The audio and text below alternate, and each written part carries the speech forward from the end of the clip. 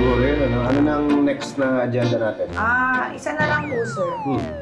Wala pa rin po kasing final decision si Mr. Banayad kung ibebenta niya sa atin yung lupa sa Malolos.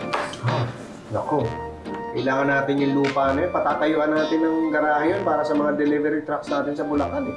Ay, Pitch, nagpadala ng notice yung munisipyo.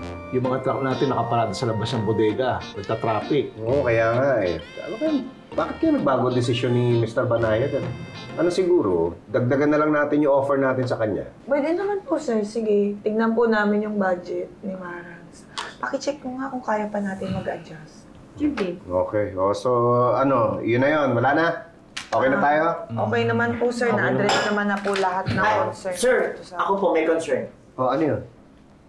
Napapansin ko lang po kasi yung iba sa ating big po naka-uniform, hindi naman po nila birthday. Ay, I'm so sorry po. May meeting po kasi ako later with a client, kaya nagsuot na po ako ng comfortable na OOTD. Mas lalo kang dapat na naka-uniform kapag bumaharap ka sa kliyente. Representative ka ng company. Ikaw, Tere, bakit di ka naka-uniform? Wala ka namang client call. May client call ako, no? Magbebenta ako mamaya sa mga kliyente ko ng mga damit mamaya lunch. Gusto mo, sabunutan kita? Joke lang. Sir, sorry po kasi naglaba po ako ng mga uniform ko kagabi. Hindi po ako nakatuyo eh. Ikaw, lulusot ka pa eh. Ako nga, di nakatuyo kagabi. Oh, suot ko pa rin yung uniforme kahapon. Paano ka pang opisina pa rin? Hindi ko nga. Bakit hindi kasi magpagawa na lang kayo ng extra uniforms? Correct! Or, we could have casual Fridays. Ano yun? Casual Fridays, they have that at my friend's office. So, di nila kailangan ng uniform every Friday. Pwede sila mag-casual outfit. Parang wala nga tayong ganun dito, ano? Okay sa inyo yun, sir? Parang okay naman.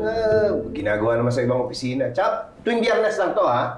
Oh, and tomorrow's Friday, sir. So, are we gonna make it a casual Friday in the office?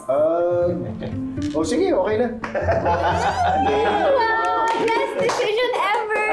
Hoy, kung wala pa kayong mga damit, eto nga pala, binibenta ko, ang gaganda nito, maraming sizes pa to, ha? Ayan, yung mga sample yan. Pero pag may nagustuhan kayo, marami pa ako. Oy. Ano ba? Oras na trabaho, May size ba ako dyan? Ay, sir, marami po. Alam po bang kulay ang gusto nyo, eh? Sige nga to. Akin to. Ito sa'yo. Naurito ko. Namimili ka pa dyan ako eh. Nauna. Nabayaran mo ba na ba?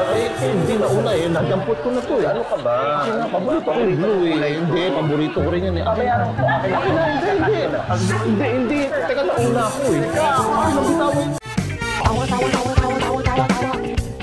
You love!